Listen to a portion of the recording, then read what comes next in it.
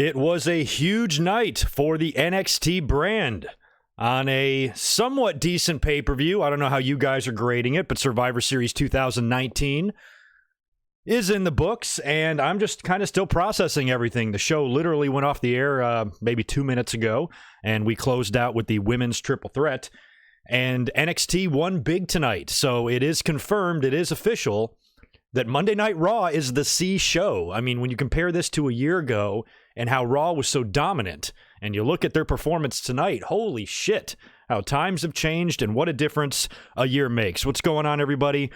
Good to see you in here again on your post-Survivor Series podcast review. I'm going to do a quick sound check here.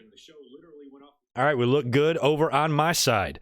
We're going to be kind of doing a fun one tonight, a fun live stream. I'm going to go through all the results of the card, of course, give my opinions on it, and maybe later on after, I'll stick around. We'll do a Q&A, we'll chat, we'll hang out, and we'll bullshit for a little bit. I think we'll make a pretty fun stream out of this, and Survivor Series weekend, is now behind us, and we had War Games last night, Survivor Series tonight. According to my Twitter poll that I just put up a minute ago, I don't know if I'm going to have any votes on that yet. I asked you your opinion of the show this evening. What did you think of tonight's Survivor Series? Just under 150 votes so far. I put it up 6 minutes ago. Excellent, terrible, or decent. So far, we've got excellent 34%. Terrible 8%, and decent 58%. I have a feeling that the great is going to be somewhere in the middle. Nobody's going to really shit on the show, but definitely wasn't great. And I think most people will be fair and probably give it like a C grade or, thumbs in the middle type of thing, which is the way it's looking right now on the poll. But we'll go back to that and take a look at it before we are done streaming here and see what the overall opinion turns out to be in the end. I want to say hello to everybody that is here already in the chat. Got a big super chat coming in already from Jimmy Anderson. Good to see you in here again. Thank you for the awesome donation. This was just okay. Too many multi-men and women matches. It was just there. Good that NXT won, though. They deserve it. Not bad to do both TakeOver and this 2 nights in a row. That was what was confusing me, is the fact that we had TakeOver last night that also involved large groups of teams. You didn't know who was on which freaking team, and then the next night at Survivor Series, you have War Games opponents on the same side, and it was too much for me. Luckily, it balanced out with some really fun wrestling, some really great moments. Last night was ridiculous. We're going to talk about War Games as well. This will be a War Games review kind of combined in here. We'll talk Survivor Series first, and then we'll circle back to last night's War Games, which was incredible, but unfortunately I was only home to see the first 3 matches, and I missed the main event, so I had to catch that last night, and my back still hurts from watching that Tommaso Ciampa and Adam Cole table spot from the top of the cage. Jesus, man. I'm glad everybody survived that night. But anyway, let's kind of get into the card here first. Like I said, I did run down the score. We'll go through the individual matches here, but NXT did win big, winning 4 matches, SmackDown winning 2, and Raw winning just 1. Also, another side story. Big news going on today, and stemming from yesterday, and a big change to tonight's commentary team, and that is Mauro Ranallo, who was supposed to be on hand to call some of the NXT matches, I believe like the Adam Cole and Pete Dunne match. He not only was not on the show, apparently he didn't show up to SmackDown, and he has deleted his Twitter account. And this is all based on, I guess, a couple of tweets that Corey Graves sent out last night during TakeOver, which I didn't see. I didn't see any of this until the show tonight when I was getting tagged in a few tweets about it. So I wasn't aware of this. But Corey Graves, apparently listening to the commentary last night, was critical of Mauro Ranallo not giving Beth Phoenix and Nigel McGuinness much chance to talk, I suppose, dropping way too many lines from rap songs, and kind of criticizing Mauro Ranallo, which, I don't know, is it ethical to criticize a colleague? I don't know. Maybe criticism is one thing as long as you're not insulting him, which Corey Graves definitely was not doing.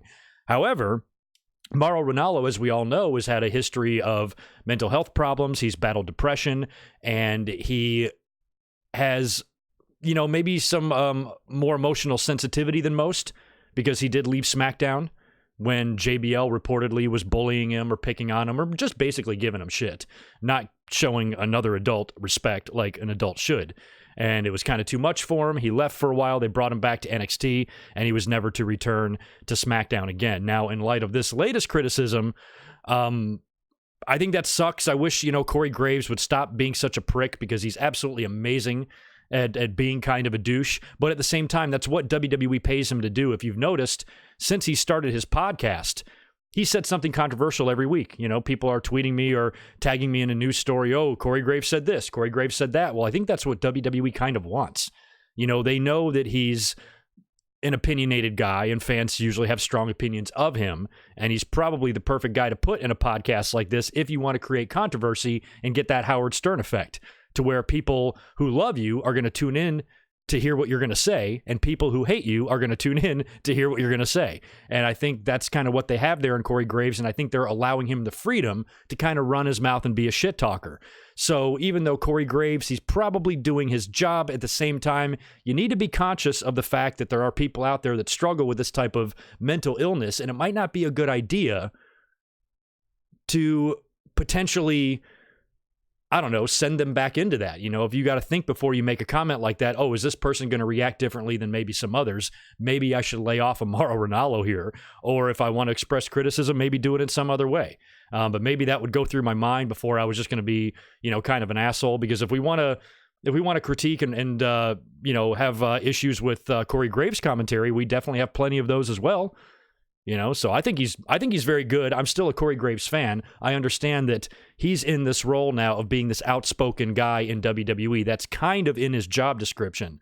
So I can't really, cancel him, for what he said about Mauro. I just think that he should have been a little bit more mindful of who he was dealing with here and how this might affect him. Because, if this, you never know what can, throw someone back into that rut. If somebody is battling depression or whatever, and they're out of it for the moment, it could literally be anything. They could suck you back into it. And I wouldn't want to have the guilt of being the guy that sent someone back into a bout of depression where he had to, seek more help, be on more medicine, get more counseling, take more time off, and just struggle, with the misery that must be like. I don't know. I can't speak on this very accurately because I don't have depression. I've never been depressed. I'm a pretty happy guy, but I understand that stuff is everywhere and it needs to be taken seriously. And I deal with that in my own job. I have employees and I have coworkers that I know struggle with this type of stuff. And you do have to treat people individually because people are different, and maybe what I would say to one person, I wouldn't say to another, because I know that they might take it different ways. So that's all I'm saying there. Corey Graves and Mauro, I don't think there was any issue or any beef between the two of them prior to this. But if there was, maybe Corey should have just thought a little bit more. And, a lot of people say, oh, Mauro should just be more thick-skinned and, he should toughen up. Yes, I actually agree if you're talking about someone that maybe is not struggling with mental health issues. But if you are, every person is different and every person's mental health issues are different. So you can't just say, oh, he needs to toughen up. Yeah, that might sound logical for you or I. That's what I put on Twitter, actually. Mauro Ranallo has nothing to be ashamed of or be embarrassed about. He is a phenomenal play-by-play guy. He's the best combat sports announcer there is currently in wrestling. Does he go overboard sometimes? Maybe. Does he jump out of his chair a couple times? Maybe. But I'd damn sure rather have a guy that's overly passionate than someone that's sitting out there with his thumb up his ass. So give me that any day of the week. If Mauro wants to belt out a couple of extra rap lines here or there, I'm cool with it, because my God, does that guy do a wonderful job of putting over our beloved form of entertainment in professional wrestling. I mean, he's amazing. So he has nothing he doesn't have to take a backseat to Corey Graves. If it was you or I'd go on Twitter and say, hey, dipshit, you goofy dressing fuck. You couldn't put my headset on. You're nothing to me. I'm the fucking greatest. Kiss my ass or whatever. Mauro should be confident in his ability and in his value and tell that little prick Corey Graves to go fuck himself. But that's not the type of guy Mauro Ranallo is. He's a little more sensitive than that. So you can't just judge everybody the same way and say everybody should react the same way. We're different people.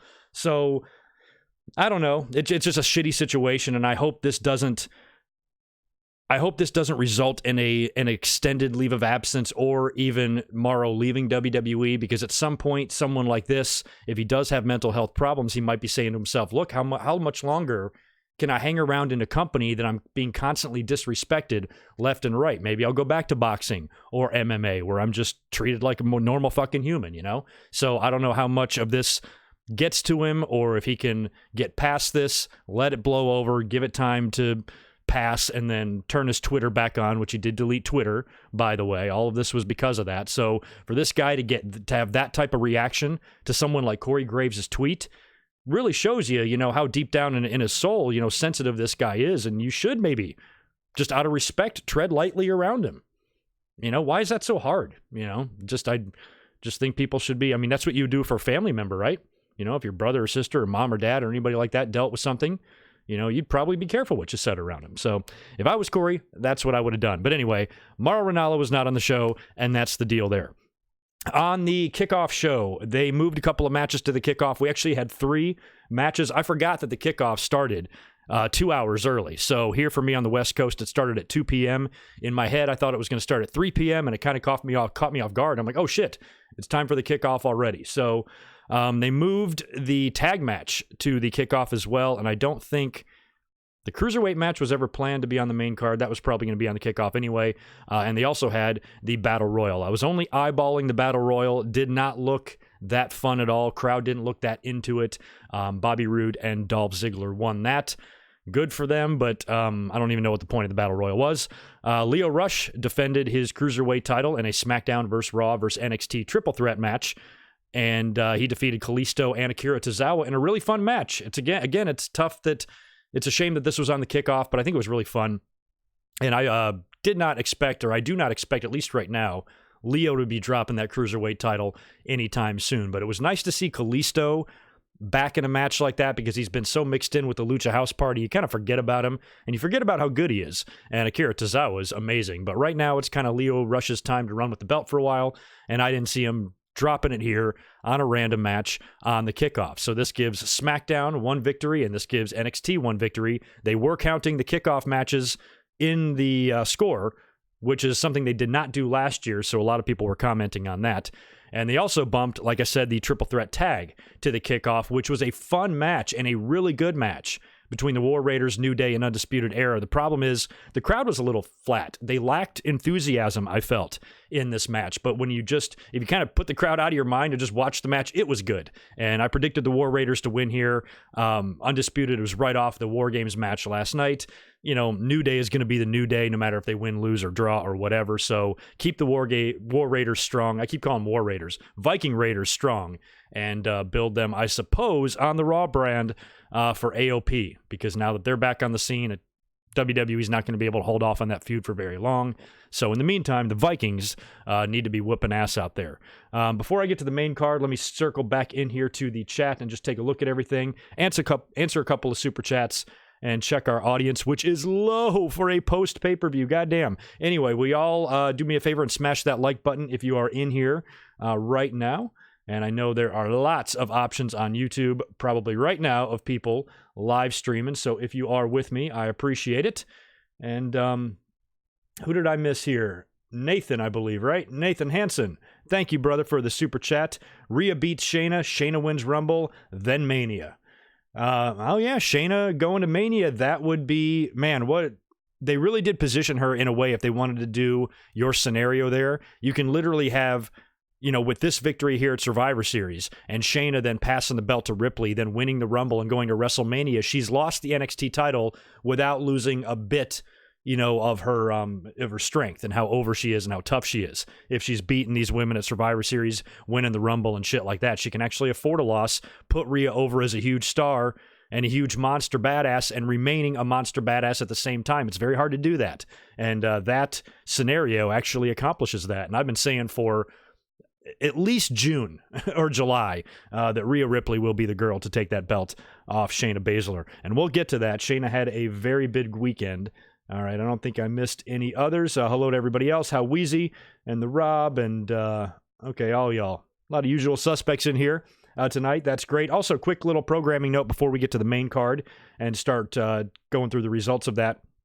Tomorrow night, I'm not going to do a live Raw reaction. I think there's going to be a lot to talk about. There's going to be more fallout from the Survivor Series here. Plus, we might see a lot tomorrow night on Raw. We might have some angles break. We could see a heel turn by Seth Rollins, reappearance of Ronda Rousey, which I thought was going to happen tonight. Tomorrow night has potential to be big, so I think it would be better for me to come up and do a review after. So instead of a Raw reaction, I'm going to chill, I'm going to live tweet, and I'm going to come up and do a nice, big, long review. We'll discuss everything, and it'll give us a chance to discuss more instead of me just sitting here drinking beer watching the show, So that's going to be the plan for tomorrow night. So keep that in mind, and I will post a link for that stream a little bit later tonight.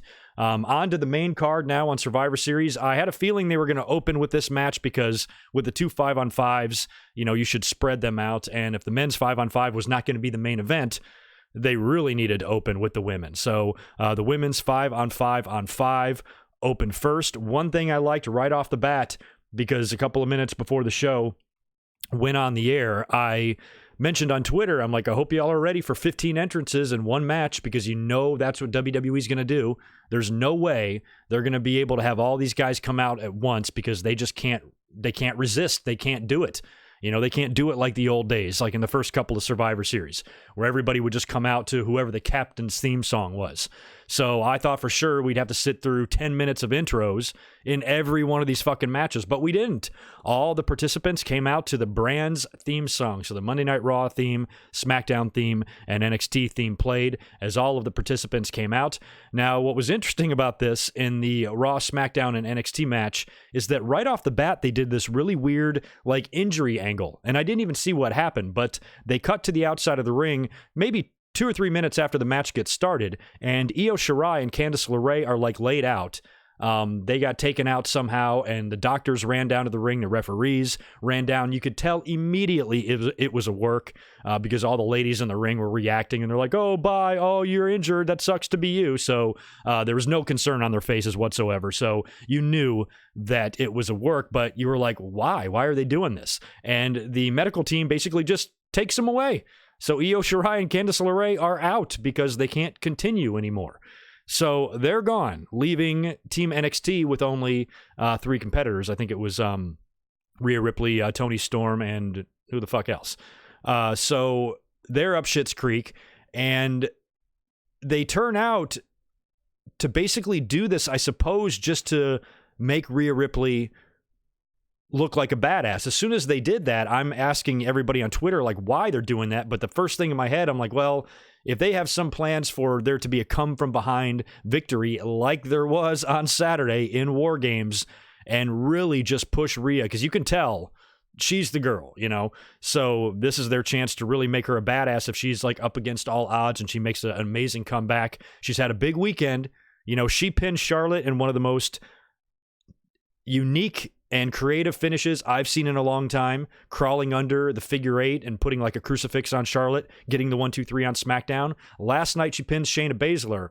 So for her to win this match too was going to be holy shit, what a 3 days for Rhea Ripley. Am I right? So there were some interesting eliminations too. Lacey Evans pinned Charlotte after Asuka spit Charlotte in the face with a green mist, spit her own teammate, and left. So Asuka pulled a Bad News Brown 1988 and just decided to leave. So she's out. That would not be the case for Io and Candice, but once Asuka spit the green mist in Charlotte's face, she was pinned by Lacey Evans. We had Sasha eliminating Natalya, leaving her versus Rhea as the final 2. So Sasha and Rhea Ripley would be your final 2, which is not a bad match. We've seen a lot of kind of little tastes of Rhea Ripley in there with everybody, because she had that little scuffle with Becky Lynch on NXT as well. Interesting note, too, about this match, Natalya is the only woman in the entire match to not start in NXT. Am I right? She was in way before NXT had the revamp and all that. I know she worked there. I know she had some matches with Charlotte and spent some time in NXT. But as far as getting hired and in developmental and being trained there, everybody else in this match, all 14 others, started in NXT, but Natty was not. I thought that was a fun little fact there. The final match between Sasha and Rhea, Sasha had her beat a couple of times, had her in the bank statement, even avoided Rhea grabbing the ropes a couple of times, had her in the bank statement right in the middle of the ring. Rhea, it looked like she had no choice on tapping out until Io Shirai and Candice LeRae just show up. So I was wondering if maybe they got injured the night before at War Games and maybe one of them got a concussion or both of them got a concussion and they weren't cleared to wrestle, but they didn't want to exchange them when it's already confusing as it is. So maybe they just did the injury angle to get them out of there. But the whole thing was still kind of pointless because all they did was show back up. The referee even looked confused. By the way, why is there one referee out there for a 5-on-5-on-5 when you got 34 other ones backstage? I tweeted that out, and one of the referees, Jason, actually replied to me and told me that they were all on the shitter, which was nice of him to inform me. But anyway, when Shirai and Candice come back, the referee's kind of like, oh, okay, I guess you were never eliminated, so you're back in the match, but shouldn't that be the case for Asuka? So maybe it's different. Maybe those are technically the rules. Like if you leave on your own, like Bad News Brown style, then you're eliminated. That's a forfeit. That's a count out. But if you're taken away by the medics, you can come back. We've seen that before. We've seen that in lots of matches before. One that comes off the top of my head was a match that I was at SummerSlam in 2000 when Kurt Angle got injured. I think he got legit concussed in that SummerSlam match with Rock and Triple H. Medical took him back, took a look at him, and he came back and finished the match.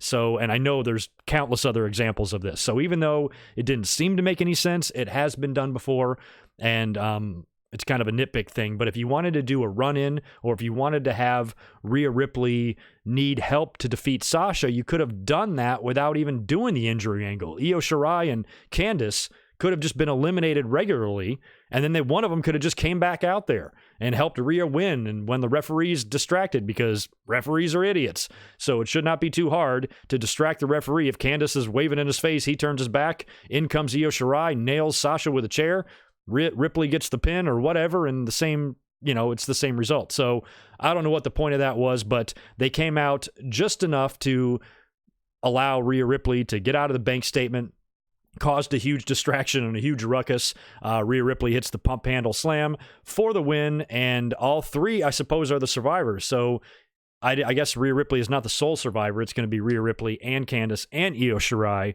all winning for Team NXT. That was not nearly as good a match as the War Games women's match, which I will talk about later, which was phenomenal. On Saturday, when you talk about women's first, the first Royal Rumble, the first Elimination Chamber, the first Money in the Bank, the first, what else did they do? Hell in the Cell, the first Iron Woman match.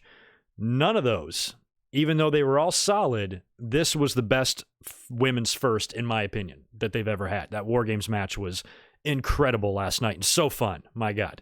Anyway, back to the main card here of Survivor Series. I'm going to do a couple of more matches, and then I'll go catch up a couple of those super chats.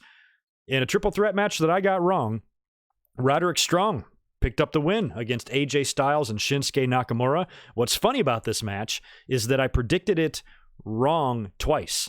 I predicted AJ Styles in my predictions video on Friday, but that was before SmackDown. And on SmackDown, as we saw, we got a new Intercontinental title, and my childhood is officially dead. And even though I loved the old style, I wasn't a fan of the white strap. I wish it had the black strap, because that's the belt that Steamboat and Brett and Razor Ramon and Perfect and Randy Savage and guys like that wore. I was still happy, black strap or no black strap, to have that belt back. And now they've taken it away from us and completely redesigned the Intercontinental title to make something. It doesn't even look anywhere near close to how it used to look. It almost looks like an NXT-style belt. I think the belt itself is fine. It's a nice design. If it was just introduced as a secondary title somewhere else, or if it replaced the United States title, I wouldn't care. I'd probably actually praise it because it looks pretty good. But man, am I sad to see that classic IC title design go. But it can't last forever. Not surprised that they eventually did away with that, but that's a bummer. But since they kind of reintroduced a new belt here, maybe that can kind of be the beginning of that belt meaning a little bit more again, in a weird way. It could kind of be the catalyst for that. So I thought maybe Nakamura, fresh off of debuting the new belt with Sami Zayn in his corner, should pick up the win. So I changed my prediction. I changed my prediction to Nakamura earlier today on Twitter, and I got that wrong too. Roderick snuck in the win here in the very typical triple threat finish. It's my only complaint about this match because this was a lot of fun.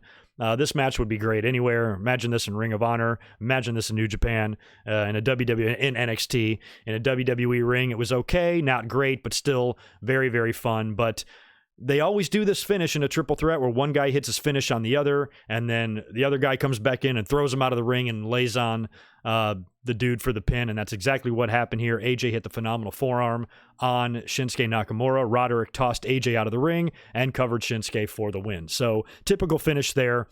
Excuse me. But a really, really fun match. Before we get to Adam Cole and Pete Dunne, let me just go up here in the chat and say hi. Which brand won? NXT won big. Leroy boy, or what'd you say? Oh, Leary boy. Thank you, Thomas C. I appreciate that. Good to see you out here. Good to see all y'all hanging out in here tonight. Nathan Hansen, did I get you? I did. You got another one in here. Thanks for another super chat, my man. Adam Cole as 2019 MVP. Hell yes. That guy... He's a stud, man. I put on Twitter tonight, I said he's living proof that he's too small is a crock of shit. I mean, that guy is... no wonder Shawn Michaels has kind of taken him under his wing. We've been hearing about that at the Performance Center. I mean, I know you can say AJ Styles and everything, but based on like how they wrestle and how they sell and shit like that, I think Cole is almost closer to an HBK than AJ is. And he has been having big match after big match, being put in big situations on Raw, SmackDown, pay-per-views, and performing in all of them. The great matches he's had this year, defending the NXT title, the great matches he had as as a North American champion as well. And he's had title defenses on SmackDown against Daniel Bryan, on Raw against Seth Rollins.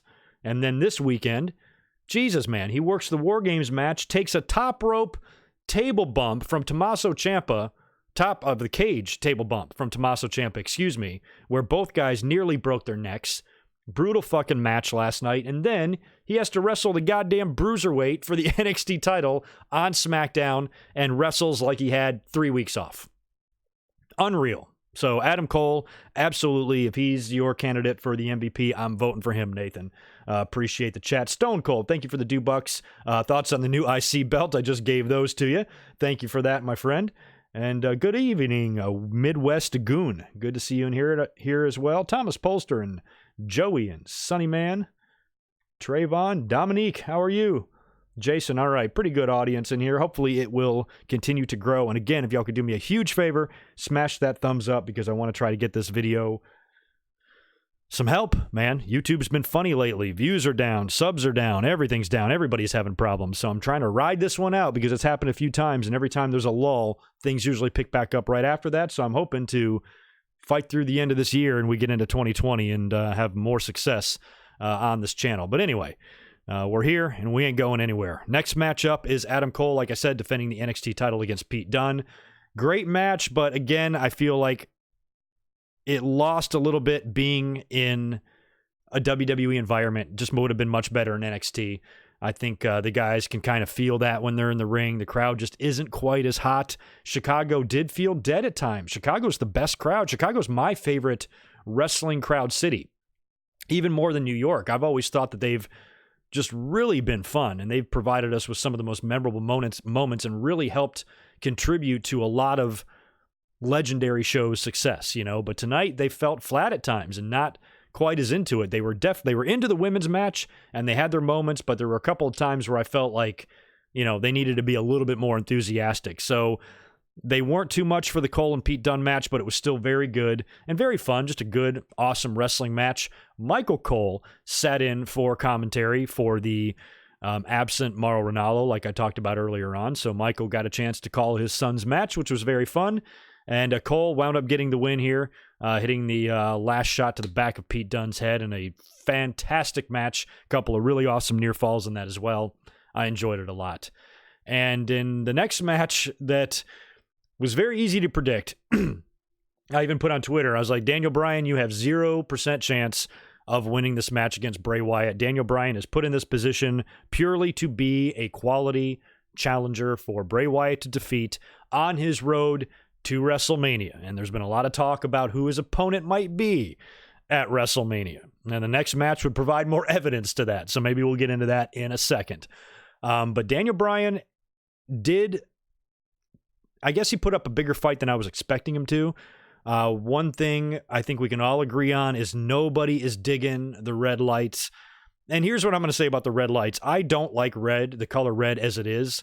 It hurts my eyes. I don't like to use it in any of my videos usually, unless I have to. Just don't like the color red at all. So I don't want to watch wrestling matches on a fucking Virtual Boy, you know? But when you look at the Fiend character and everything that went into making that character, they got it almost all right. So even though I fucking hate the red light, I can almost cut them some slack on that as it just being a bad idea, but one that I don't know if they can really go back from now. I mean, Bray Wyatt's even making a big deal about the red light.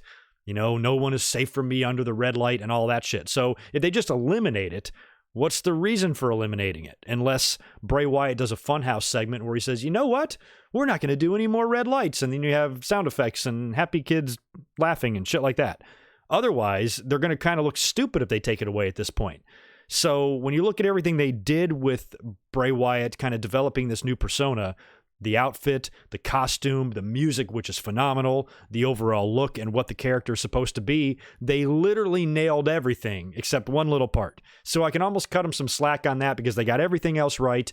The red light, in hindsight, was probably a bad idea. If they could do it over again, they probably wouldn't. But I think that might even tie in to him losing at some point. You know, either one of two things is giving him his superhuman powers. I can't believe I'm saying that out loud on a pro wrestling podcast. Actually, yeah, I can. But Marco Stunt throwing a DDT doesn't make any sense. Anyway, one of two things is making this guy impervious to pain. It's either the red light or it's the mask. So one of those things has to be neutralized. So I thought maybe someone would at some point unmask him, or you take out the lights. You find the red light switch and you flip it and you turn them on fucking blue like SmackDown or something like that. And now you can't do a blue light now either for SmackDown. So they've turned the belt blue, but we're still going to get the red light. So I just don't know if you can really eliminate the red light at this point. So we might just have to live with it, and that sucks. And I wouldn't want to wrestle in it. You know, it would be hard. It seems like it's dimmer and tough to see.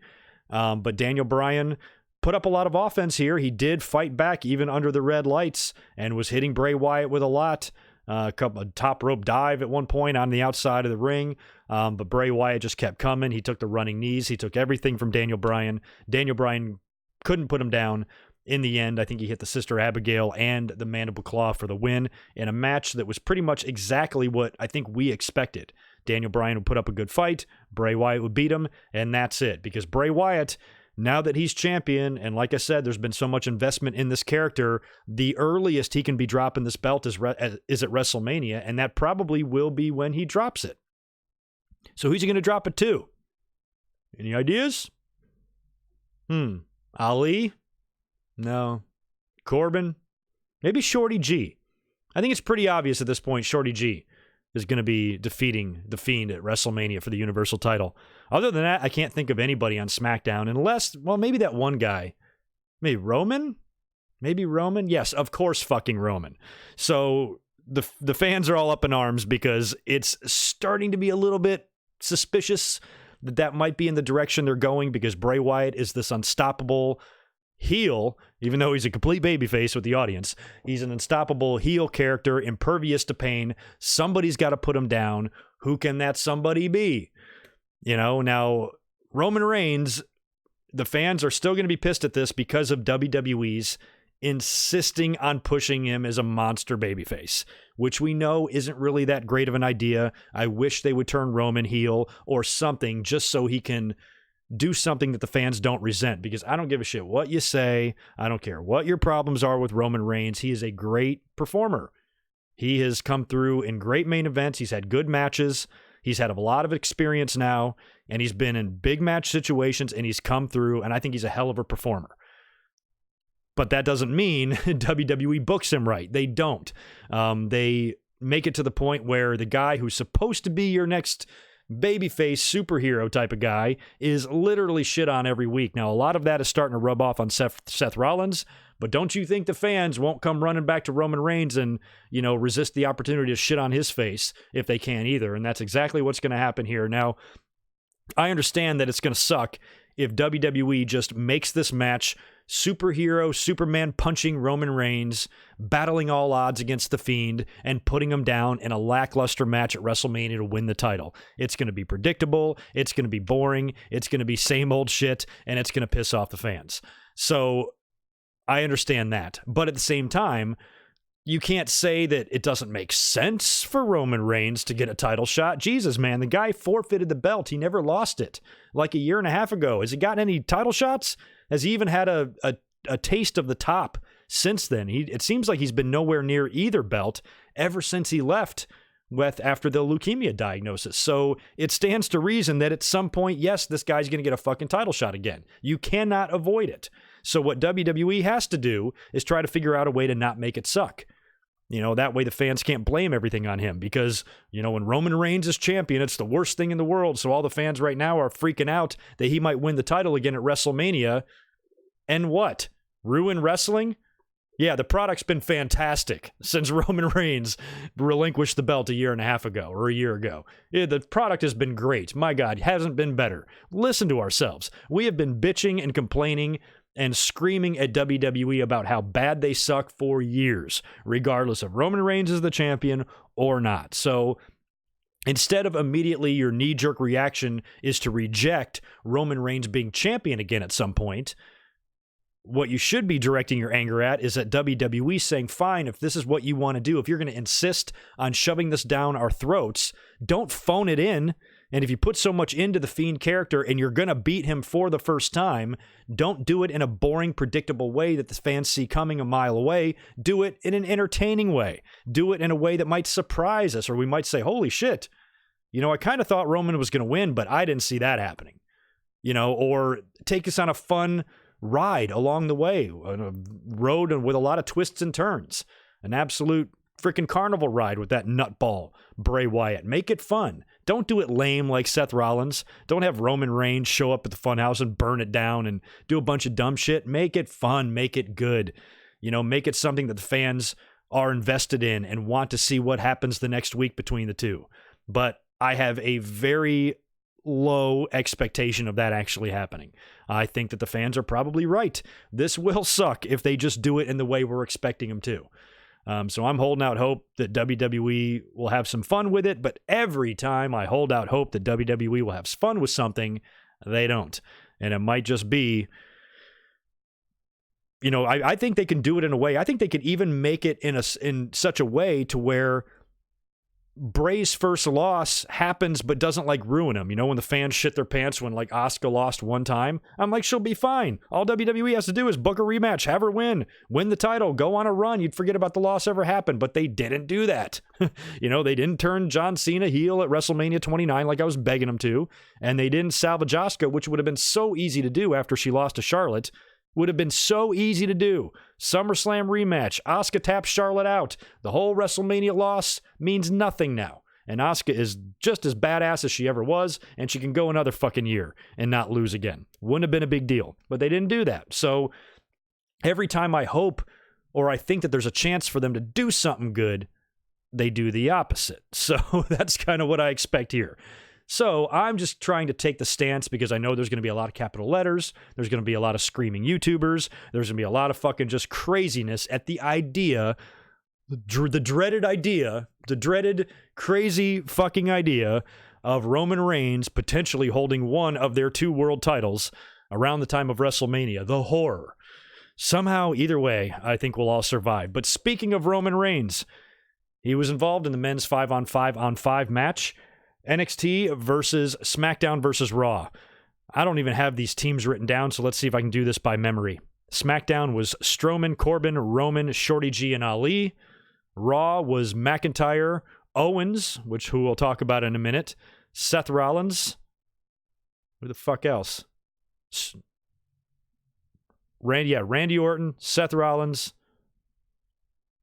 No, I can't fucking remember. Drew McIntyre, Kevin Owens. One more? Who the hell's the other guy? Anyway, and Team NXT, which was not announced until the kickoff show today. Shawn Michaels announced the team.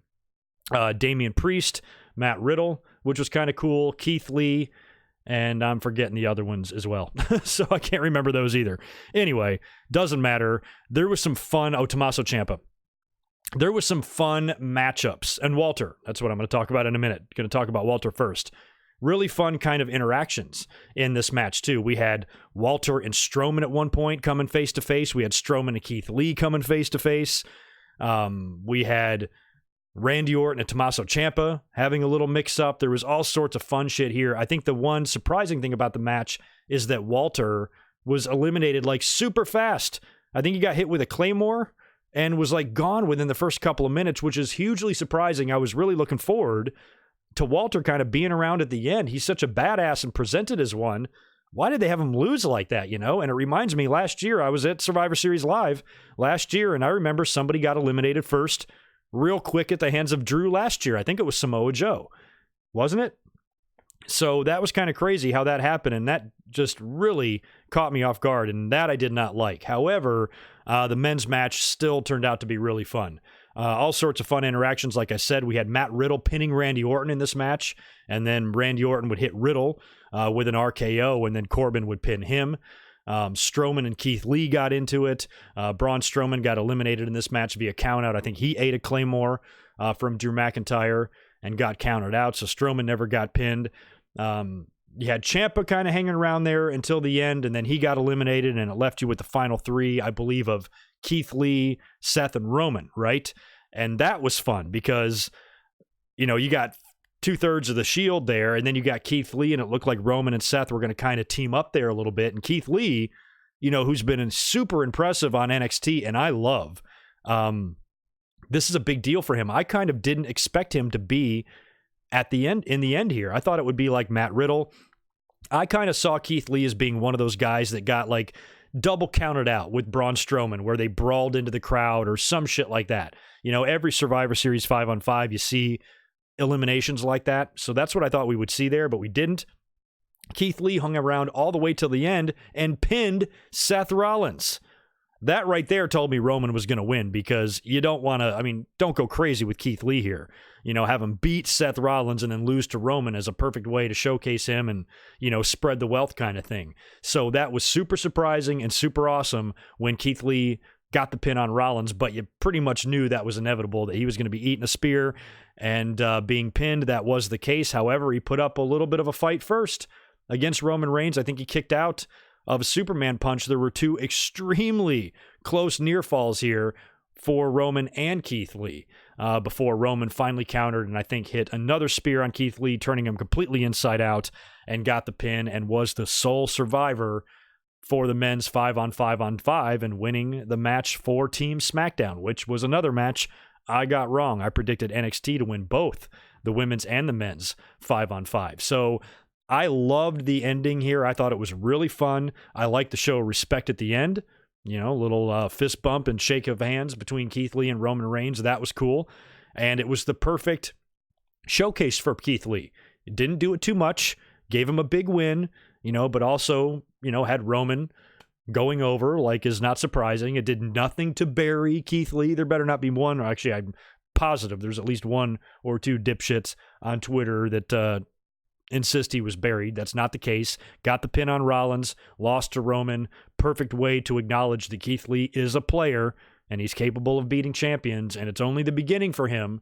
And who knows? I mean, I don't know what the future will hold for Keith Lee, if it will be NXT title first and then main roster type of stuff, but you can tell WWE likes him. Vince probably likes him, and this is probably only the beginning for Keith Lee. And I thought this match was so much more fun than the women. Men's 5-on-5 just really killed it, and it was fun all the way around. I liked all the interactions. I liked everything they did. A little bit confusing, you know, like when I was trying to roll off the team members earlier, I couldn't even remember who the fuck they were, because there's so much going on with the teams here, and you almost had to color coordinate in order to know who's on what team. And that was that's why you see everybody brawling in the t-shirts, because if you're not wearing the t-shirts and you're in the middle of that brawl, I would not know who to punch. Like, I literally wouldn't. I would completely forget who the fuck's on my team and who's on my own brand, and, you know, I'd be a mess. So it's I think they pulled it off well, considering it was so mishmashed up, and we had so many invasions. All 3 shows have to deal with invasions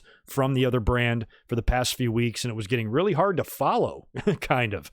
But the match was pulled off well, extremely well executed, extremely entertaining, and congrats to Roman. And I have to say this, I know I give the fans a little bit of shit sometimes, but when I looked at Twitter after Roman Reigns got that win, it wasn't a lot of bitching. People were acknowledging that it was a fun match. So maybe people are turning the corner a little bit on Roman Reigns. I thought I was going to see all this hate and everybody freaking out, oh, Roman wins again and all this shit. But that wasn't the case. People pretty much appreciated the effort from all the guys, and it was a fun match and a fun finish. So congrats to Roman, sole survivor. This might only be the beginning for him if what we talked about earlier does come to fruition and he does go into WrestleMania to take on The Fiend for the Universal title. How does he get there? I don't necessarily think you have to win the Royal Rumble. I say this every year. The Rumble winner can only challenge one champion, leaving another champion.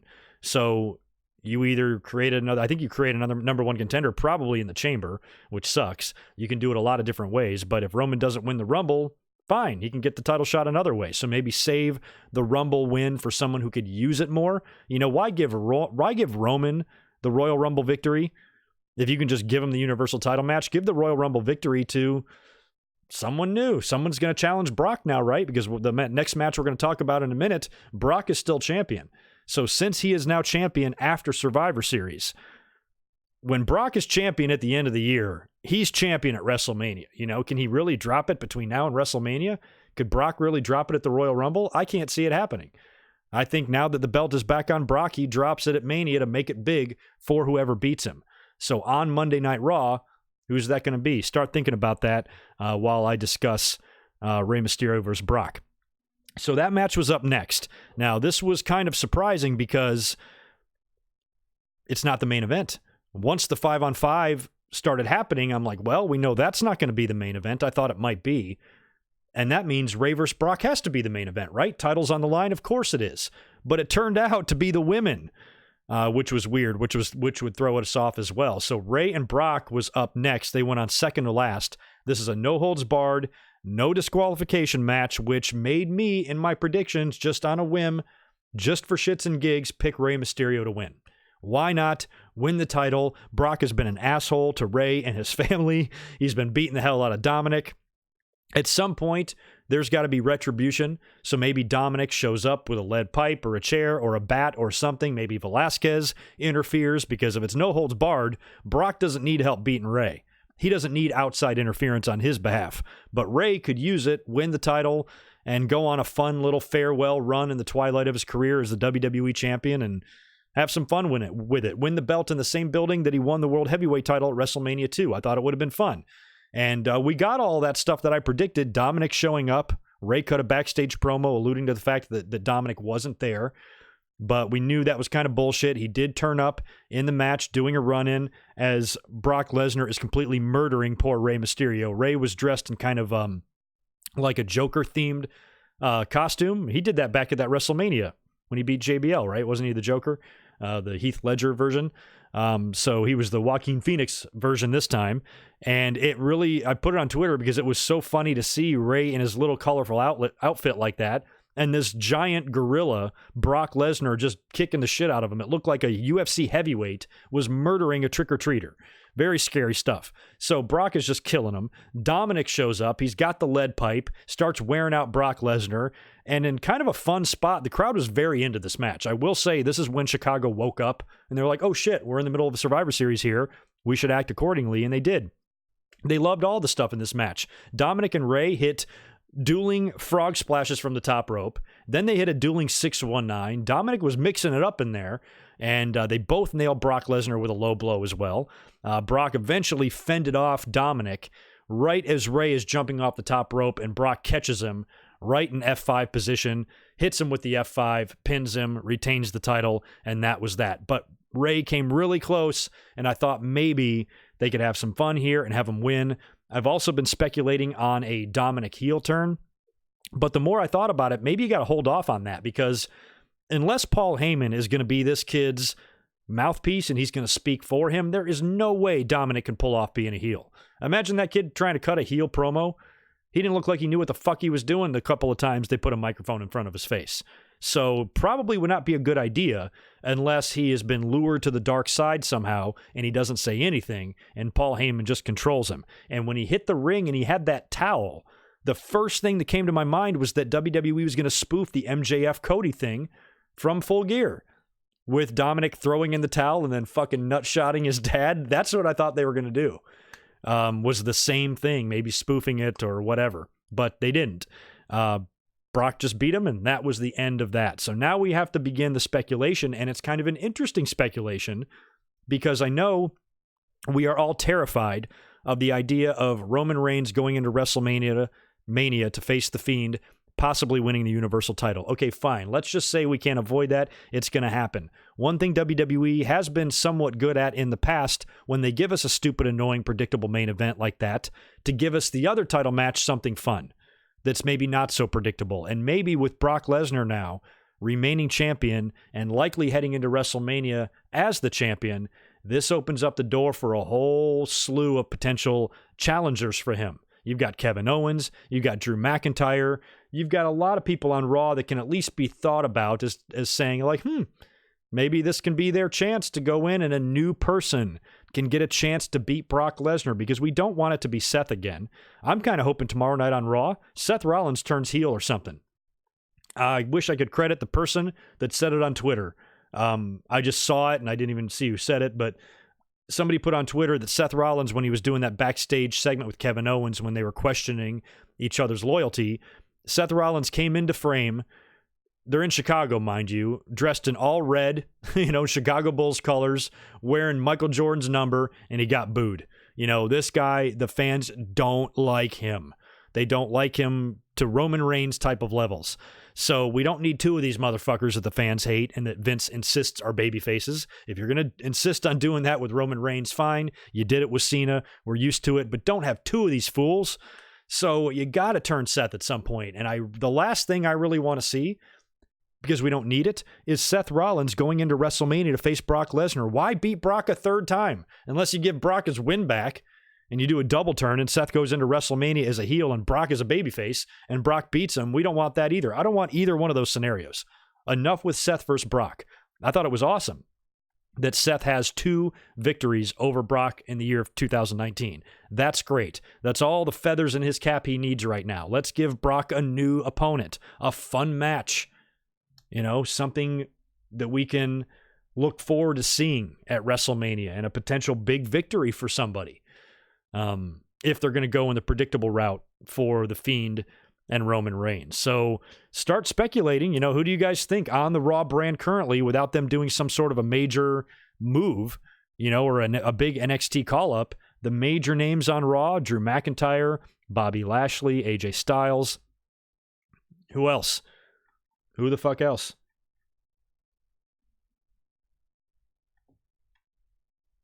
Just reading the chat here, making sure I didn't miss any supers. My mouse is lagging. There we go. Spaz Phoenix, man. Thank you for the $5. I appreciate it. Hey, Greg, killing it as always. Rhea is the star of the night. She is. Here's my nightly Spaz Phoenix podcast plug. Yes, go check out Spaz Phoenix's YouTube channel right now, or you are blocked. No, I'm kidding. But that is the last one for now. All right, cool. Let's move on. So that left us with the main event. Now, once it became clear that the women's match was going to main event the show, I'm swearing 100% on Twitter to everybody that Ronda is in the building. I'm like, it's got to be Ronda. This match makes no sense to be in the main event unless you do something fun in the end. Because why wouldn't you put the title match in the main event, And it's not like they wanted a babyface to win the main event because a babyface didn't win the main event. Well, maybe a babyface in the eyes of the fans did. So we're on now to Bayley versus Becky versus Shayna Baszler. Now, I was doing a lot of prepping for the stream and getting my camera ready and everything, so I wasn't paying as much attention to this match as I should, but it did get pretty good in the end. I thought there were some boring chants earlier on in the match that I noticed, but they picked up. And it got good kind of near the end here. And I thought there was going to be some sort of interference or all sorts of crazy shit was going to happen and a big return and all of that. And I predicted Bayley to win because I thought Bayley could benefit from the win the most. Becky is still Becky. Becky is likely heading into WrestleMania to defend that title and likely drop it. Shayna Baszler, I had predicted the night before to win War Games, but she lost. So I thought after that victory, she could afford a loss here, and I was way wrong on this. My prediction sucked. One of the worst predictions I've had in a while. I'm usually pretty spot on with mine, but I was way off tonight. I only got like 1 or 2 matches right. But Bayley did not come anywhere close to winning. She actually tapped out to Shayna Baszler. Becky, I think, was knocked out on the outside of the ring on the table or something. That left Shayna and Bayley in the ring.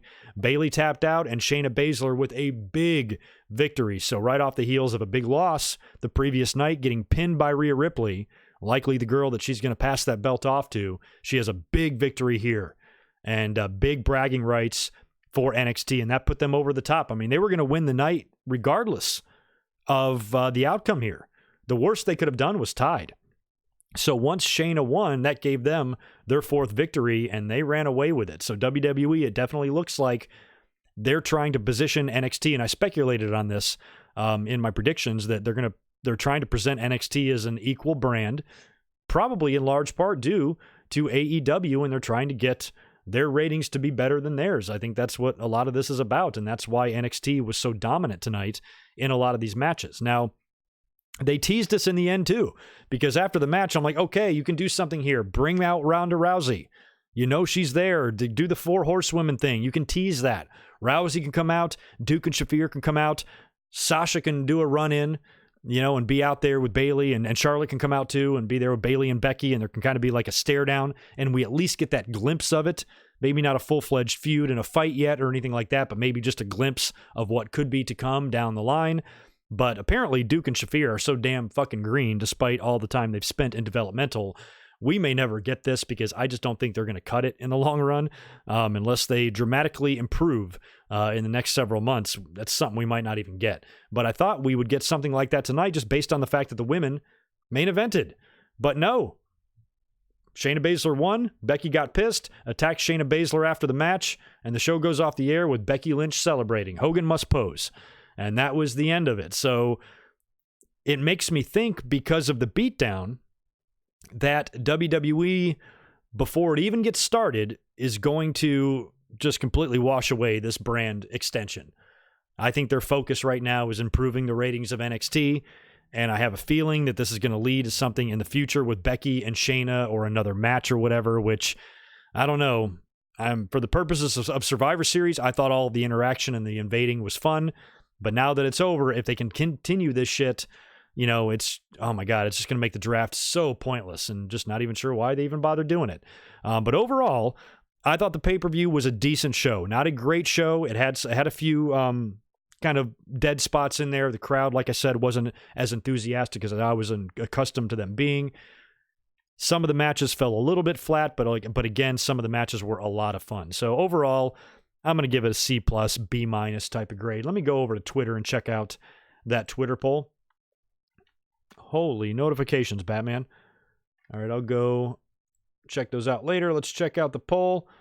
Yeah, 60% vote it decent, 6% vote it terrible, and 33% excellent. So not too many people are saying this is a terrible show. That's good. So yeah, C+, B-, somewhere in there is what I will grade it. And I'm happy that WWE put NXT over. I mean, that's what we wanted, right?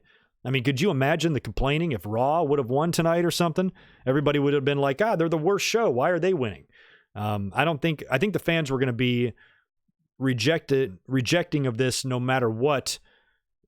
If NXT didn't win, it didn't matter what else they did. The matches could be great. If NXT didn't win this night, I think the fans would have been disappointed. So not only did NXT win, but they won strong, and that's pretty telling. And you know what? They deserve it, man, because let's talk about War Games.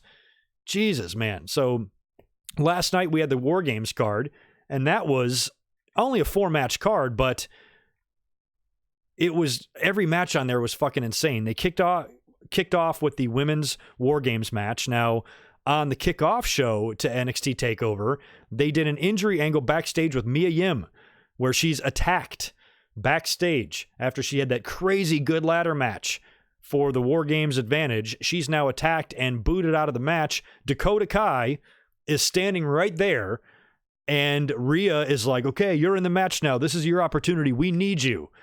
And I'm like, oh my God, you dumb idiot baby faces. You're falling right into her trap. I mean, how obvious was it that Dakota Kai was the one that injured Mia Yim here? Because we've been smelling a heel turn from her for a while, ever since she was booted out of the babyface team a couple of weeks ago. You know, you're like, shit, she's going to wind up costing them the match at War Games, guaranteed. Now, Mia Yim gets injured backstage and Dakota Kai just happens to be standing around eating a sandwich. Well, what the fuck, Rhea Ripley? How dumb can you guys be? Dakota accepts and joins the team. So they start doing the match. And one thing I hate about the modern day War Games is the holding cages on the stage. They're so stupid. There's no floor underneath them. It's just a cage, like a square, just, you know, they lower it down and sits on top of you. Those things can't be that heavy. If you really wanted to get out of there, couldn't you just lift it up and slide right underneath? It's so stupid. I don't understand why everything has to be so overproduced like that. And they have to go through that trouble of having cages out there and the lights on the cages. Same thing with the Elimination Chamber and the stupid fucking pods.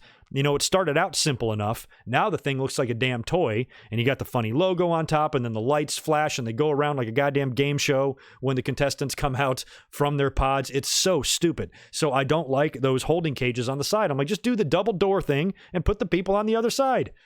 And just have enough referees out there to separate them so they don't brawl. That's all you need. Don't overdo it. Just keep it simple. Anyway, you can't have everything. So they get all the girls, you know, in the cages, and you get down to like Baszler in one cage, and then you got Tegan Nox and Dakota in the other. Everybody's fighting in the ring. Everybody's going fucking crazy in the ring. And it's time for the baby faces to let another person in, and it's going to be Dakota Kai. So she's at the door. She's waiting. The referees are unlocking the door with the key and the lock and the chain, and they take it off, and she comes out of the cage, and then she immediately turns around and bam, nails Tegan Nox. That I liked.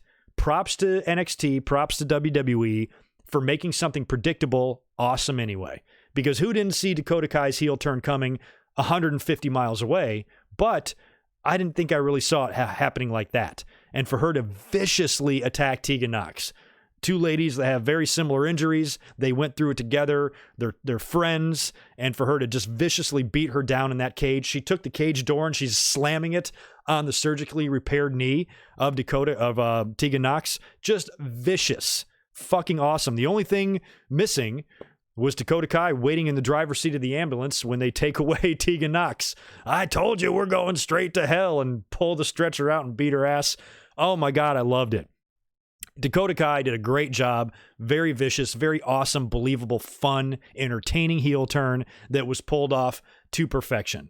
So congrats to Dakota Kai for really popping the crowd. I mean, when she turned around and struck Tegan, the crowd went nuts. Shayna Baszler is laughing her ass off in the cage next to her, which I thought was hilarious, being like, whoa, she made my job a lot easier. So not only can Tegan Nox not compete, but Dakota Kai turn heel, and she's obviously not going to be fighting for the baby faces. So just like that, with a snap of your finger, they're down 2 members.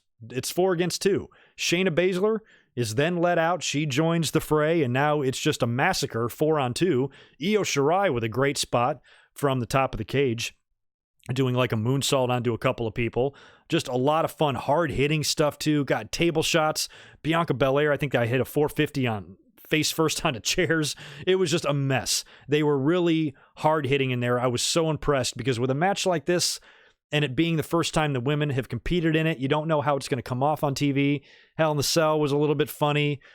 The first one was, Elimination Chamber, same thing. The first Royal Rumble wasn't the greatest thing we've ever seen, but still kind of good. This blew them all away.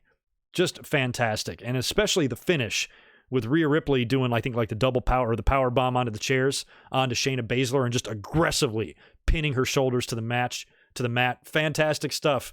Great win. Great come from behind win. Really, if they're trying to push and tell the story of Rhea being a badass, mission accomplished, because she looked like $1 million in that match, and she put down Shayna Baszler. And you guys have to help me.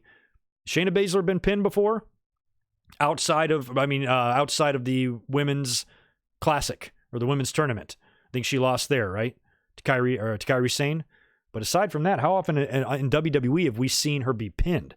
So that's awesome, and that's a big stepping stone now for Rhea Ripley, and Rhea Ripley would continue to roll, of course, the next night. We just talked about that at Survivor Series, being the survivor of her team, and now you would think, with Shayna pulling off the big win tonight, WWE's really trying to balance it to where they're trying to make Shayna and Rhea equal badasses that can kind of benefit from each other.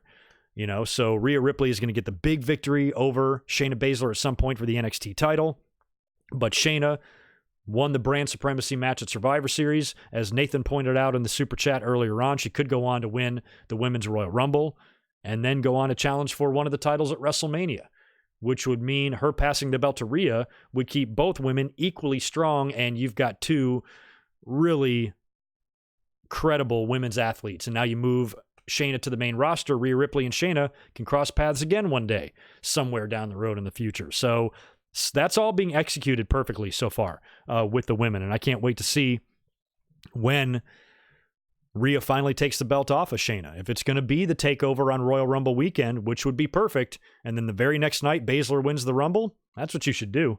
That's what I'd do. No point in really talking about the Pete Dunne, Killian Dane, and Damian Priest match because we know Pete Dunne won that. I predicted that one correctly as well. We had what was the other one on the fucking show?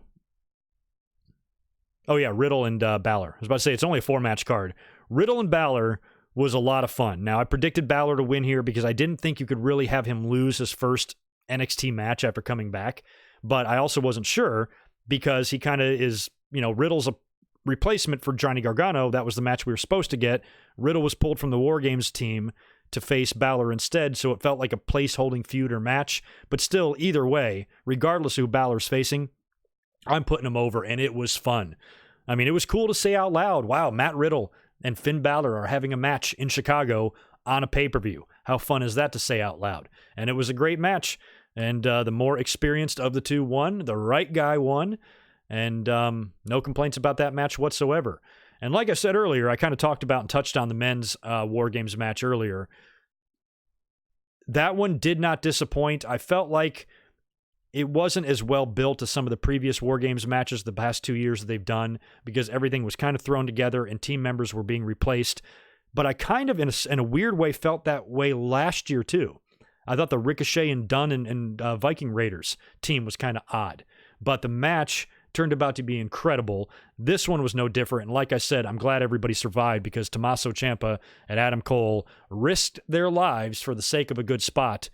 And both guys, especially Tommaso, who has had some injuries before, taking a bump like that, scary as hell. But everybody lived, everybody survived. We had a great Saturday and Sunday of wrestling, and I have very little to complain about. Aside from a few of these flat matches on Survivor Series, lack of crowd enthusiasm here or there, I still think Survivor Series was a good show, and it wasn't as good as maybe War Games was, but between the two, and when you combine them all together in the weekend, it was fucking great. How you can even throw SmackDown on the pile just based on the fact that Rhea Ripley got a pinfall victory over Charlotte. So I think a lot of people kind of got put on the map this weekend. Keith Lee, Rhea Ripley, Shayna Baszler, Adam Cole. A lot of people in NXT were presented and treated as stars over the weekend, and I think that might have been the point. Mission accomplished, like I said. So all in all, pretty good stuff there. Let me go back to the chat, and we'll do some question answering. Joshua Aparicio, thank you very much, brother, for the $2. CM Punk versus Brock at WrestleMania. You know what? I'm going to vote no on that. I've had people ask me that same match before. A lot of people want to see that. CM Punk versus Brock. I'm kind of voting no because it wouldn't be a believable match. Brock Lesnar is a heavyweight that had success in UFC. He won the heavyweight title. CM Punk got his ass handed to him by amateurs. So I just don't think that would be a match I would do. It's not like Kane and Brock. CM Punk completely shit the bed on his UFC aspirations. So to make that match, it would be fun. Their SummerSlam match back in 2013 is one of my favorite SummerSlam matches of all time. But now that CM Punk went into the UFC and failed so miserably, I don't know how you can really do that match. Because Brock would have to murder him, right? So I don't know. I don't know if that can even be a match you do now, just based on CM Punk's UFC failures. So I would not do that because I just don't know how you could. And what would Brock say? He was like, I'm not losing to this guy. He's like, I'm either beating him in 5 seconds or I'm not doing the match. Brock Lesnar versus Rhea Ripley, that would be a good match, Thomas. I'd be into that. I mean, she's so strong. I just love her shoulders. She just looks like a badass. And a lot of people, too, you know, when you think about how WWE has been trying to book and present Becky Lynch ever since she won the title and stuff, and she started rolling a year ago when she was knocked out of this very pay-per-view in her match with Ronda Rousey. I think Rhea Ripley is doing better at being the badass that the WWE wanted the fans to think Becky Lynch was. And it might suck to say that, but Rhea Ripley is more entertaining. She is more of a badass. She is a little bit more believable. Like Rhea Ripley, I think could kick my ass. You know, where Becky Lynch, I don't know. I think I could take her.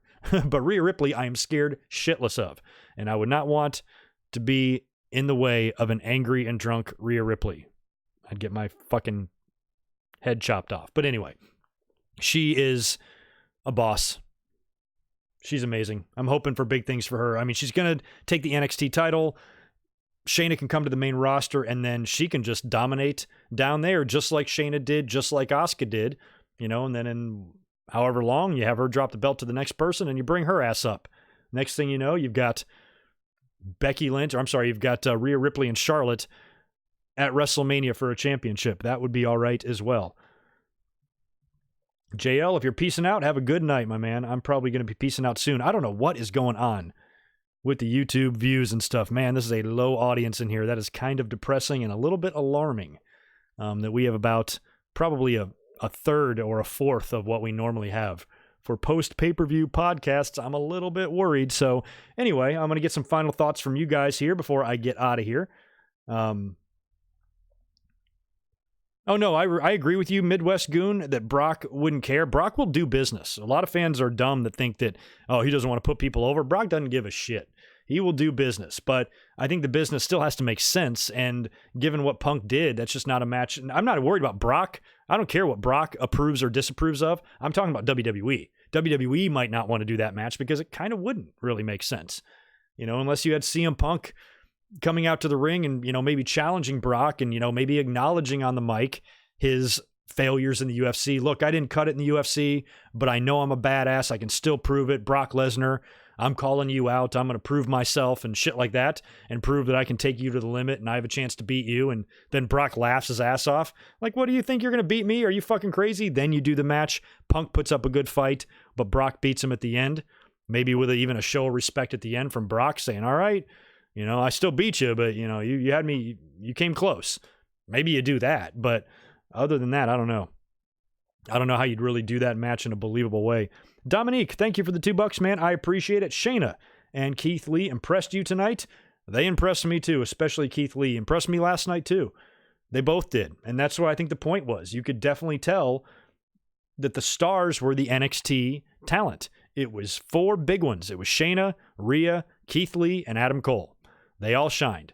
And maybe an honorable mention to Tommaso Ciampa and even Matt Riddle, who was involved in Survivor Series tonight. No Finn Balor, if you noticed that, which is kind of weird, because they did mix in some opponents. You know, I'm surprised they didn't bring Balor onto the team, because in the women's match, Survivor Series match, they had War Games opponents on the same team. I didn't even know how I really felt about that, but whatever. I just wanted the match to be fun, and for the most part it was, but definitely not as good as the War Games match. Wheezy, yeah, I like the NWA. I am curious going forward. I don't know how many episodes they have taped with Jim Cornette in them still. I don't know if that was the last one, or even though that Cornette has resigned, we might still get 2 episodes. I feel bad that the NWA has to go through this, because they were just starting to rise a little bit. They were starting to gain some traction, word of mouth. People are watching, people are enjoying. And now this happens to them, and it's, you know what happens? It happens a lot of times just on YouTube and to regular channels. You know, if somebody gets involved into a controversy, you know, their subs drop and people stop watching, and a lot of people are not going to be watching NWA because of that. So I'm hoping that they can kind of continue their thing. They're not going to ever be a competitor to AEW or WWE, but they're a fun little spot in wrestling that I like to just go to every now and then and watch simple studio wrestling. And if they can kind of let this storm blow over, put a new person in there in Cornette's place, and try to remain, with the same overall viewership that they have and not lose too much, that's probably the best they can hope for at this point. And I'm rooting for them. I'm not a cancel culture type of guy. Just kind of an unfortunate situation that happened. That sucks. Cena versus The Fiend at WrestleMania 36. I don't know. Well, actually, Zane, I like that. Cena versus The Fiend at WrestleMania 36. If The Fiend wins, of course. If he faces Roman Reigns, I think Roman's probably going to win the belt and all of that. But that's a great idea if they want to continue The Fiend rolling. But WrestleMania is a long way away, and for all we know, the fans might turn on Bray Wyatt, even though he's already a heel. They might turn on this idea of him. They might be ready for him to lose the belt. They might, by the time you get to WrestleMania, you might be so over that fucking red light, you never want to see it again. So it might not even be that big a deal. But if he faces John Cena, he absolutely should beat him. What a big victory, a big feather in his cap, and what a way to avenge that WrestleMania 30 loss. See what you drove The Fiend to. See what you drove Bray Wyatt to, John Cena. That match at WrestleMania 30 that everybody and their fucking mother thought you should have lost. You won it. You sent Bray Wyatt into a downward spiral. And look at him now. He's a mask-wearing murderer.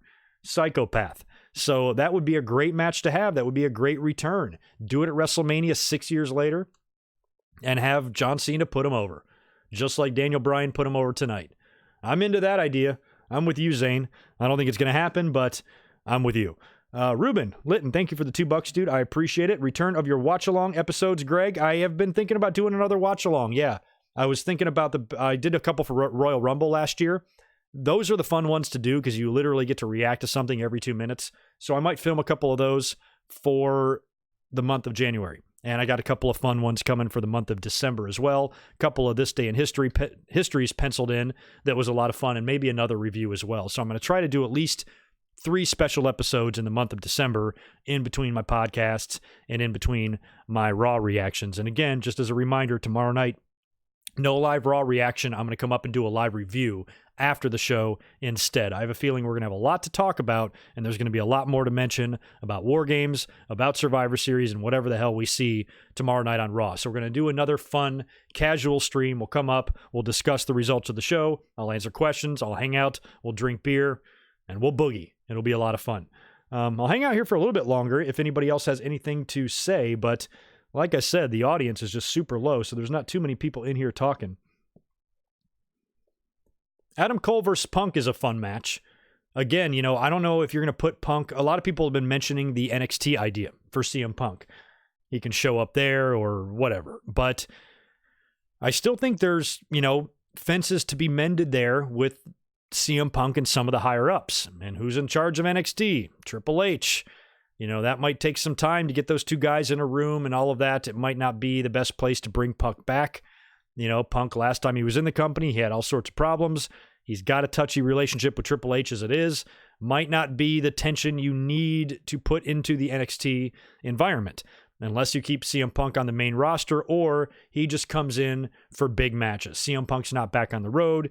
He's just back for a couple of programs here or there and then back to the studio doing WWE backstage. Really not sure if he gets back in the ring, how that's going to work and how they're going to lead to that. But at some point, a conversation will be had. At some point, someone will reach out from the company and call CM Punk.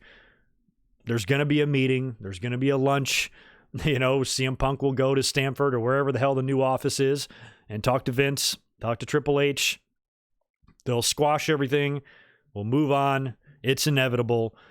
Just a matter of how long it's going to take to get to that point. And once they do, and you do bring CM Punk back in some capacity to do an on-screen angle or do a match, then you got to plan, okay, who's it going to be against?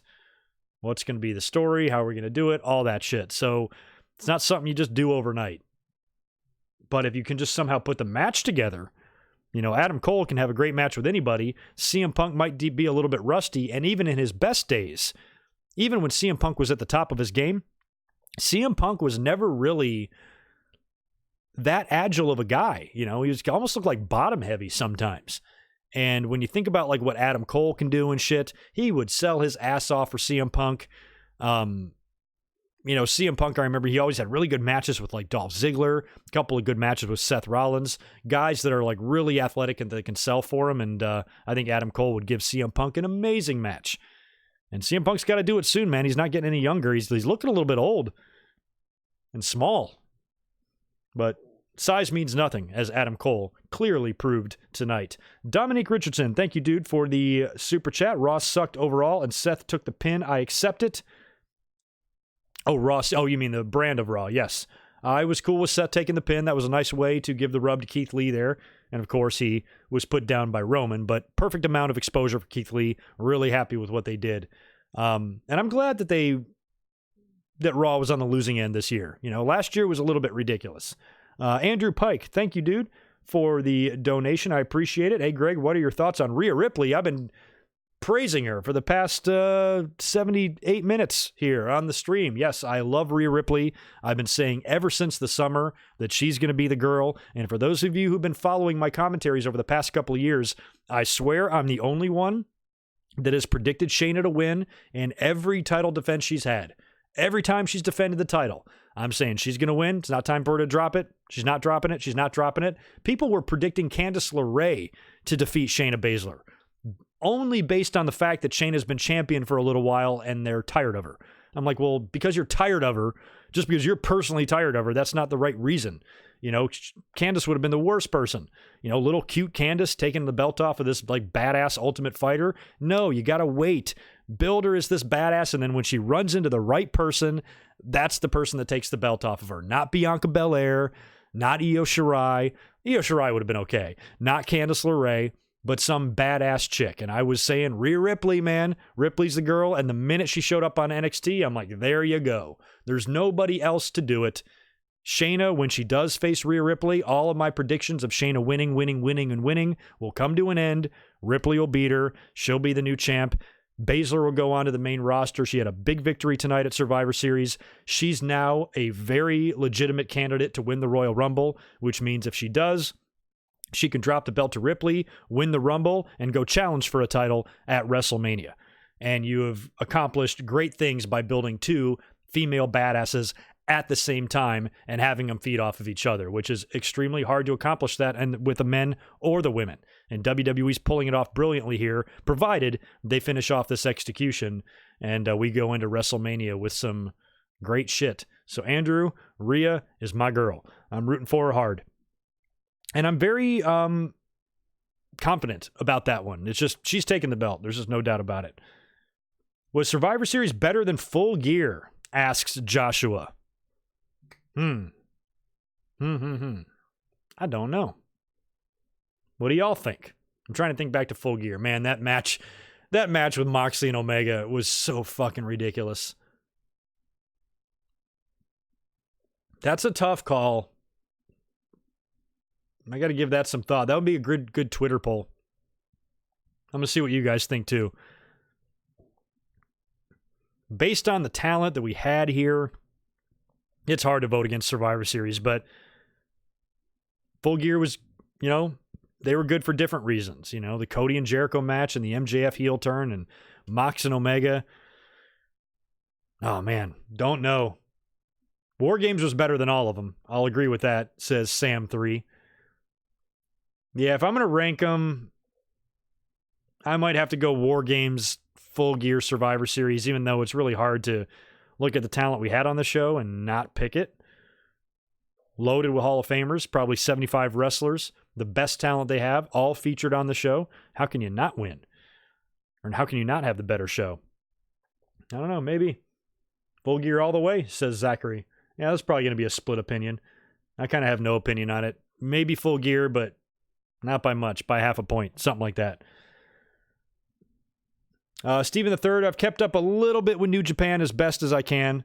I've got it right here with New Japan World, but I only somewhat take a look at it. But New Japan is on my list of the shows that I try to keep track of. Unfortunately, there's a couple that I've sacrificed. Sorry, NXT UK, but I just don't have room in my life for a new friend right now. Very sorry. It reminds me of that line from Cable Guy. when Matthew Broderick has to break it to Jim Carrey. But like NXT UK, Ring of Honor, I hardly ever look at. Impact, those are the casualties. I'd love to give them a look. I'd love to pay more attention to them if I could. I just can't. It's just too fucking much. I can't even keep track of the shit I'm supposed to keep track of. But Japan is fun, and I try to eyeball the product over there as often as I can. And they're about to start a U.S. wing, aren't they?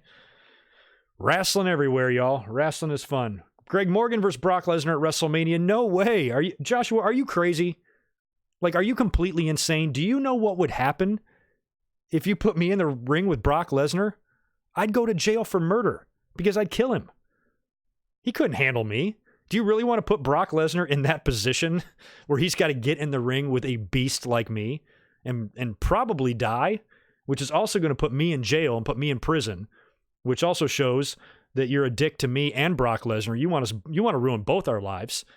So yeah, if you book that match, that's what's going to happen. You are an evil man, Joshua. Fucking evil. Thomas Polster, some happy beers. Are you having happy beers? I'm having happy beers. I had a couple of Stellas during the show and polishing off one right now before dinner. Oh, Greg versus The Fiend. You've got it in for The Fiend too. Man, y'all are just not very nice to WWE stars.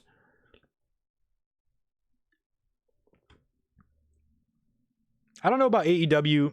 I mean, if there's a big star out there to be had, yes, absolutely. Because you need star power. When you just I'm looking at my notes because I write down everything for the pay-per-views. And when you just look at my screen, look at my overlay here, just look at this little chunk of talent right here. WWE is so stupidly stacked with crazy good Hall of Fame caliber wrestlers. It's almost stupid. There's so many of them.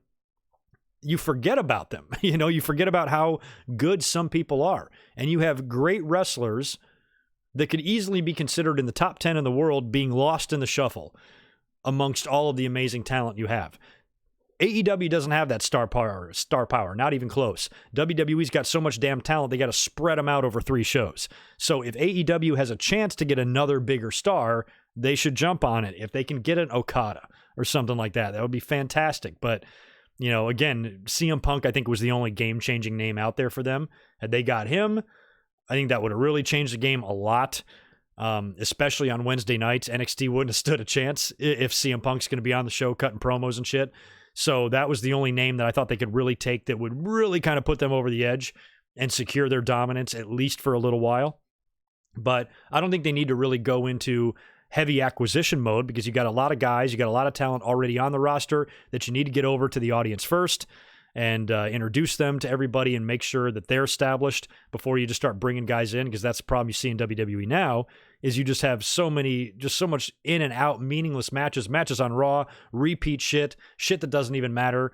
Luckily, we're not really getting on that on AEW. The matches feel like they mean more, and if you start just flooding your company with talent that a lot of the audience isn't familiar with on top of that, it's just going to make for more dead, boring matches. So I think if there's a big name to grab it. If not, stick with what you got and keep rolling. That's my advice to AEW, and I think they understand that. I think Marty Scurll is going to appear there very soon, which is a great name to have there. So if there's big names and well-known names that you can get them. Absolutely. But I don't know if there's going to be like one big name anymore that can really help them out. Stephen the Third, what's for dinner? Actually, I haven't decided yet. I just know I'm going to eat something. I got options in there. Some sort of meat. I don't know if it's going to be like chicken meat or beef meat, fish meat, some sort of meat. Greg Morgan versus Orange Cassidy. Well, that's just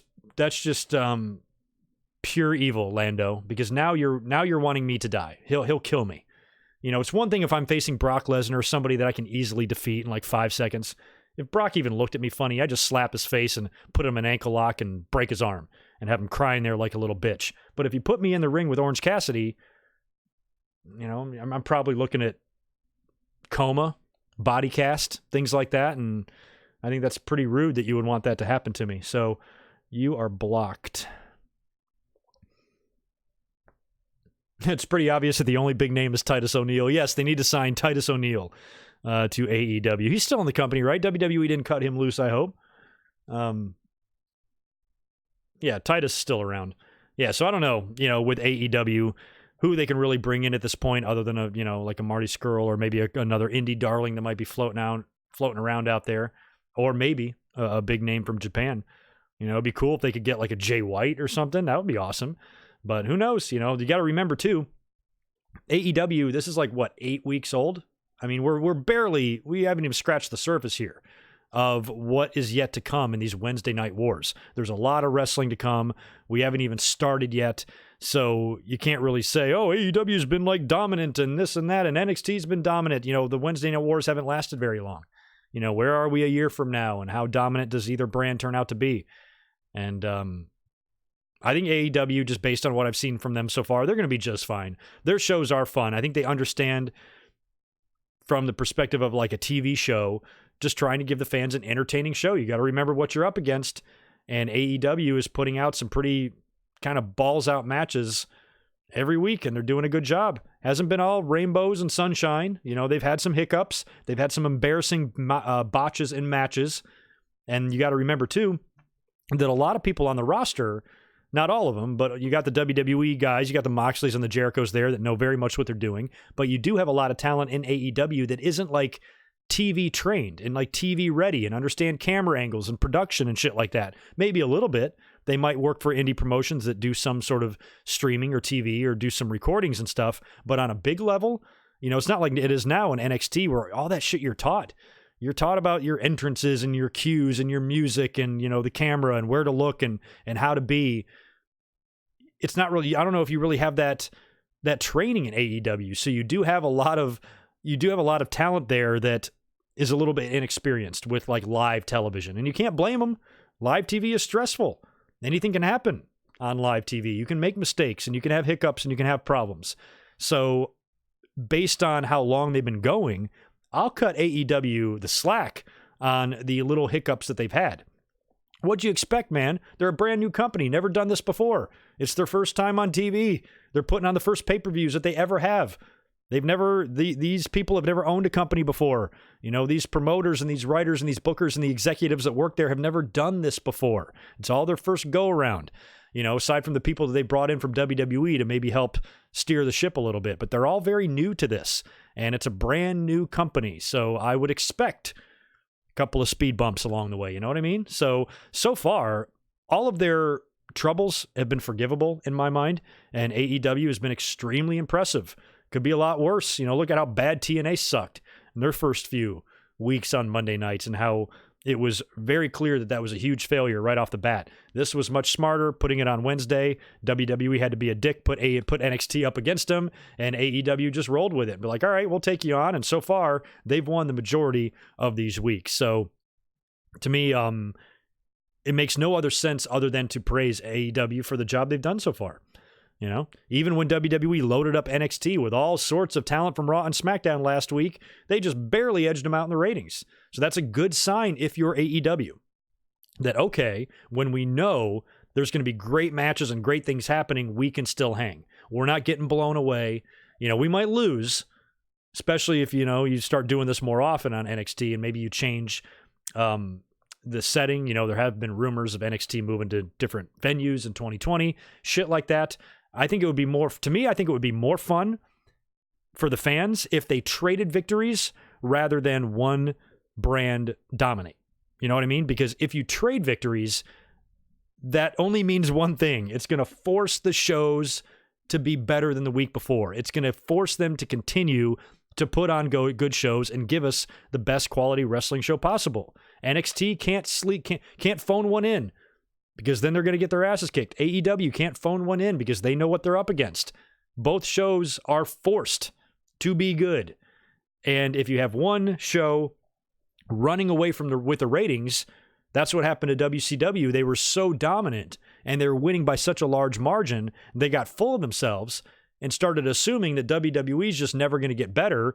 The whole time WWE's been battling and working to overcome these ratings, they just think that WWE's fucked and they can just put out any shitty show that they want.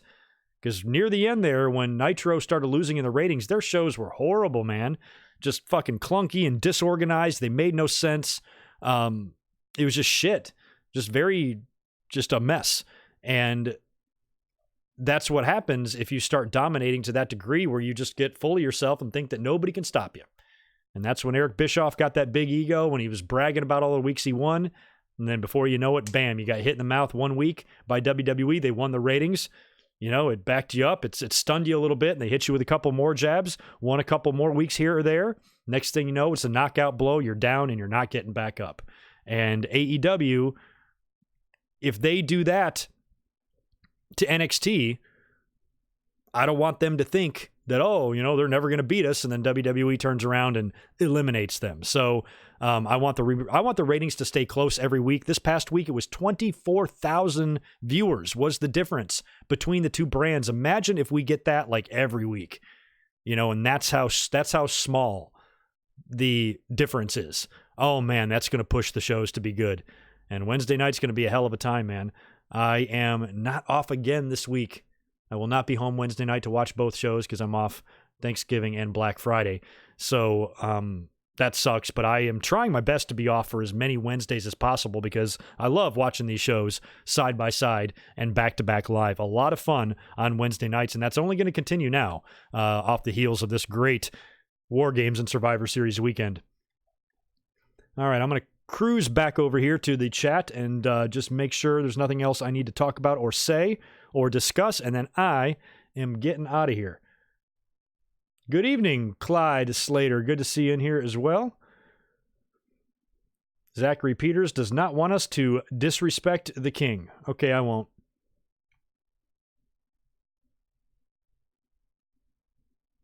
Playoff system in WWE? Man, that would be so hard. I like the Marcus. I really like just the overall idea of something like that. Maybe AEW could pull off that. But man, based on the way WWE does everything, it's so damn confusing. I just think that they would confuse it, they'd fuck it up, and it wouldn't be what we picture in our head. You know what I mean? Basically, I just don't trust WWE to do a format like that. But something like that would be fun to watch. Totally. Yes, Luigi, I did see the resurrection of Jake the Snake. I saw that a while ago. Good stuff. Very happy about the road that Jake has been on. I'm going to see Jake on the Jericho Cruise in January. Very excited to meet him. My girlfriend wants to meet him more than anybody else on the entire cruise. Jake's awesome. Very happy for him and very proud of him. He's the man.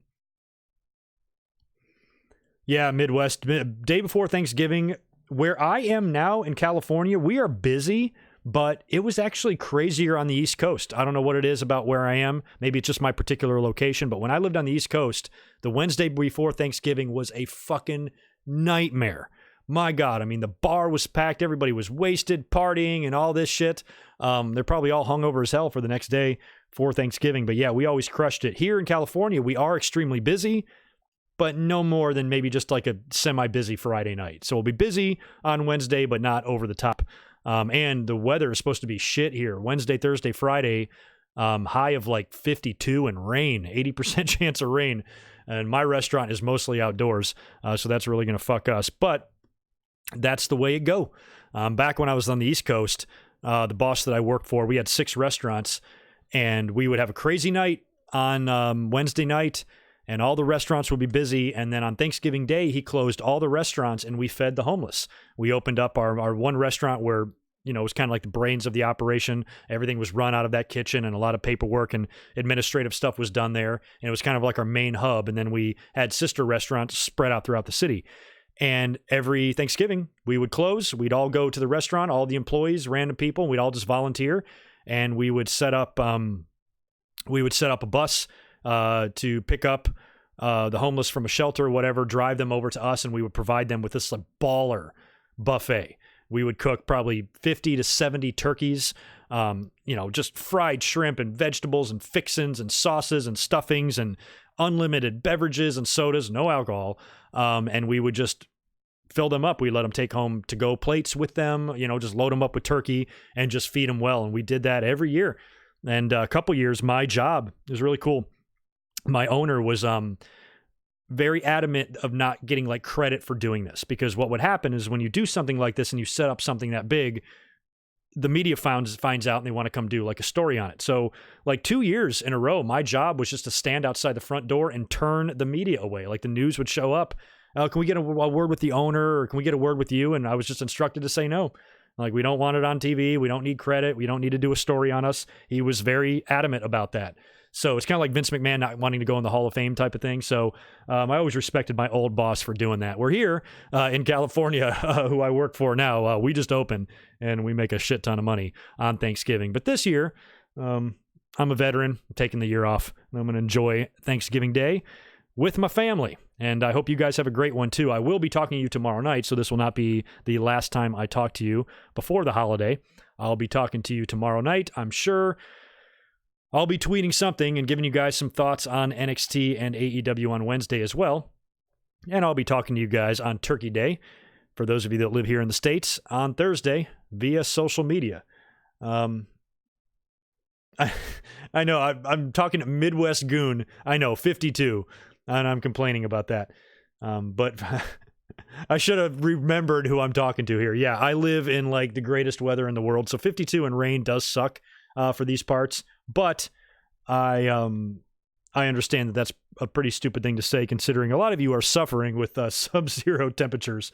Yes, I will survive the 52 degrees, I assure you. I might just have to put a hoodie on and maybe wear my hood from the car to the front door when it's raining. Yeah, life is rough down here in San Diego. I don't know, Zane. First opponent for Samoa Joe after his injury. No idea. I don't even know what the status of his injury is and how long he still planned to be out, because if he still has some time left, I'd be a betting man as to say WWE hasn't even thought about his first opponent yet. But if he's close, it's got to be somebody. He was great on commentary on Monday Night Raw. I wouldn't mind seeing Samoa Joe just hang out there and do some commentary for a while. Why not?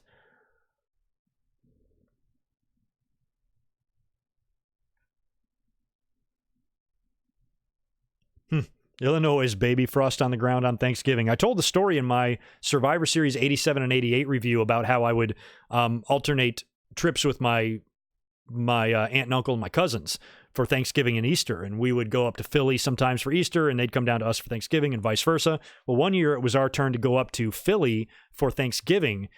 And the year was probably around somewhere between like 1990, 91, or 92.